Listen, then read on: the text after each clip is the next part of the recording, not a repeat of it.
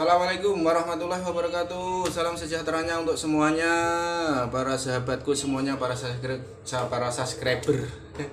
Salam kenal, salam berjumpa dengan channel baru ini ya, Neta Channel. Itu salam sehat selalu. Saya doakan hari ini dan seterusnya sahabat-sahabat semuanya dalam keadaan sehat walafiat. Saya ucapkan terima kasih kepada para penonton, kepada para subscriber yang mendukung channel ini. Alhamdulillah, kehadirat Allah Subhanahu wa taala, saya bikin konten ini, saya bikin video ini yang saya upload ke channel YouTube saya yang notabene baru berapa hari kemarin saya bikin, dan saya mau pengen berbagi dan bercerita. Dengan kebahagiaan ini, dengan saya dalam keadaan sehat walafiat, sekarang saya mau bercerita dari awal saya sakit sampai sekarang. Alhamdulillah dalam keadaan segar bugar. Saya mau bercerita kepada teman, mungkin ada manfaatnya bagi teman-teman semuanya. Itu apa sih punya saya pernah seperti ini, dan saya mau bercerita ke sahabat semuanya, ke teman-teman semuanya. Awalnya saya waktu sakit ya, akhir-akhir pandemi corona 2001 ya teman semua. Mohon maaf nih kalau salah. Agustus ya, itu puncak-puncaknya yang mau berakhir. Itu awal mulanya. Asal muasalnya saya juga belum tahu, karena alhamdulillah dengan adanya pandemi itu satu keluarga saya berempat, saya, istri sama anak saya 2, alhamdulillah bisa melalui itu semuanya. Waktu pas corona alhamdulillah tidak ada apa-apa, kita bisa melalui. Tapi setelah akhir pandemi ya, disitulah awal saya mulai sakit malahan itu, dan saya meraba-raba, dan yang notabene memang belum tahu awalnya saya sakit apa, karena saya juga belum sempat ke dokter, belum didiagnosa dokter sakitnya apa. Saya punya punya pemahaman sama keluarga, sama istri, sakitnya kok aneh gitu ya, sepertinya aneh gitu ya. Singkat cerita aneh, sempat saya ke paranormal atau ke dukun lah, dibilang seperti itu. Udah sampai ke situ, sampai di daerah Bojonegoro tepatnya, tapi mohon maaf tidak bisa sebutin namanya. Itu sempat di situ karena sakitnya aneh, kadang-kadang enak, kadang-kadang nggak enak. Wah, ini jangan-jangan, saya bukan suudzon kepada tetangga atau kepada saudara, kok sakitnya seperti ini, jangan-jangan gitu loh.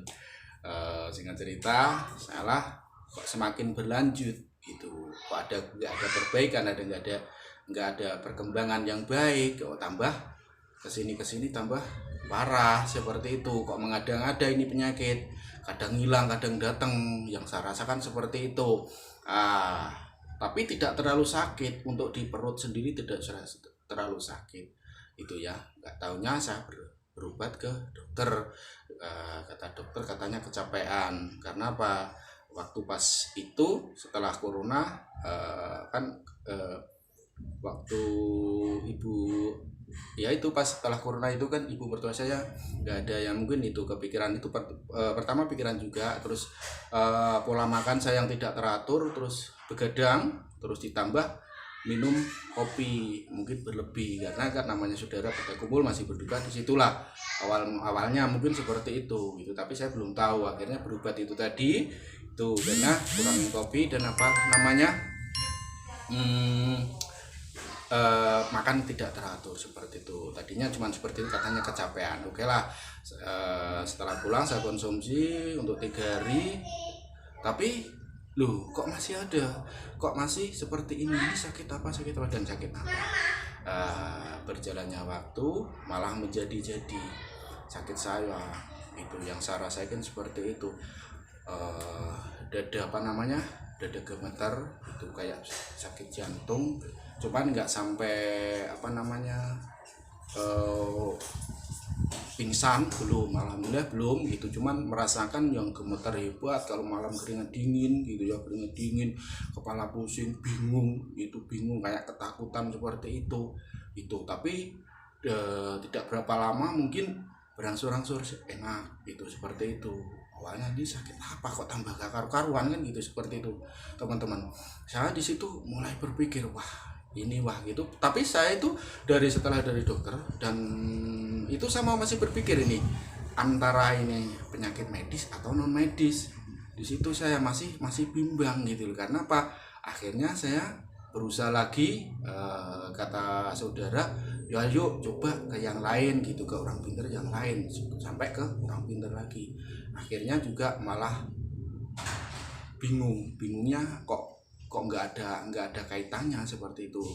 Itulah, jadi saya nggak, mohon maaf bisa nggak ceritain yang seperti itu, malah simpang siur ini kan gitu, nggak ada kaitannya dengan penyakit saya. Oke lah, ya berhenti lagi, terus berobat lagi gitu. Berarti katanya disitulah saya tahu bahwa ini katanya bukan mah, asam lambung. Di sini terjawab asam lambung itu. Setelah asam lambung, akhirnya, tapi saya juga heran, perut saya nggak terlalu wah, nggak teman-teman, nggak seperti, nggak saya akan sakit nggak gitu, cuman ya itu kalau naik gitu ya kok kayak apa namanya, nyesek, terus dada rasa terbakar di sini nih, di tenggorokan ini, kalau nelen kayaknya susah, bingung gitu, kayak nelen bingung gitu. Tapi seperti itu, tapi alhamdulillah saya masih bisa aktivitas, itu saya lawan gitu. Karena apa? Saya usahain gitu ya, karena waktu itu kan masih corona, masih ini, masih apa, jadi pemerintah juga masih harus waspada dan waspada kan, seperti itu saya pikir seperti itu. Malah saya mau punya kepikiran, jangan-jangan apa efek dari apa namanya ini ya, apa vaksin seperti itu. Gak taunya kata dokter bukan, itu asam lambung katanya, seperti itu. Wah, itu malah menjadi-jadi, dan saya merasakan itu teman-teman ya, itu cukup lama dari awal itu corona sampai alhamdulillah ada 2 tahun. Saya 2 tahun ngerasain itu yang masya Allah, saya sampai bingung gitu. Setiap itu datang, sensasi itu datang itu ya nggak karu-karuan pikirannya. Yang paling menakutkan itu ya saya rasain ya temen, ya bukan nakut-nakutin, yaitu was-was, dan apa, takut mati itu.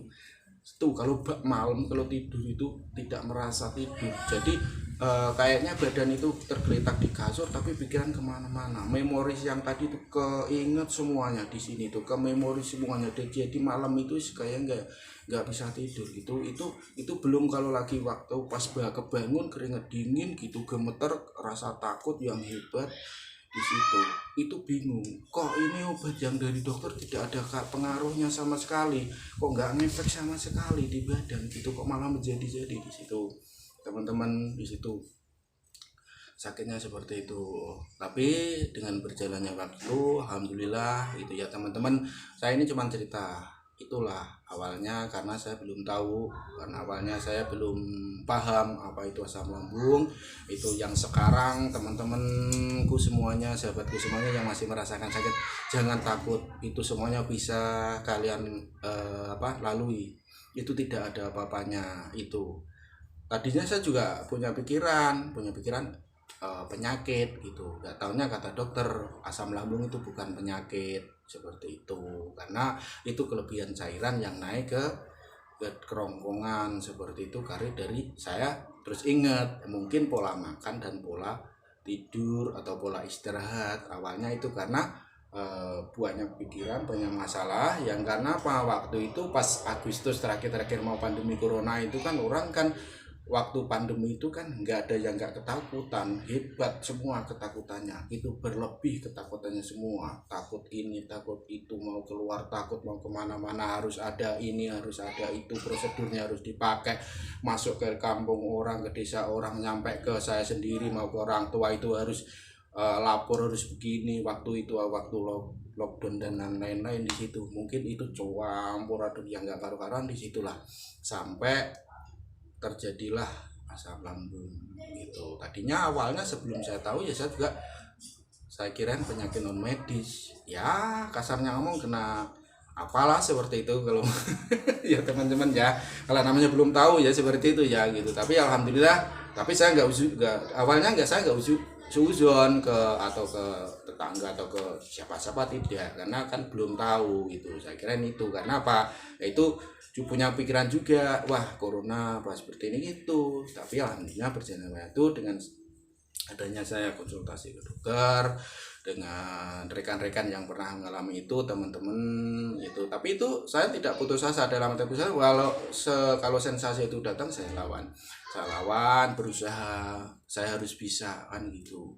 Terus saya juga pernah cerita ke teman, nggak taunya yang saya ceritain itu pas istrinya juga pernah ngalamin sakit itu, tapi lebih parah. Karena apa? Setiap bangun malam itu sampai lari keluar ketakutan, sampai pengen sama suaminya itu diajak kemana-mana biar agak tenang seperti itu sampai istri teman saya itu nyampe ngalami kalau pingsan sempoyongan itu sampai pingsan, tapi alhamdulillah saya tidak, cuman saya ketakutan aja yang hebat seperti itu, nggak nyampe pingsan apa enggak seperti itu.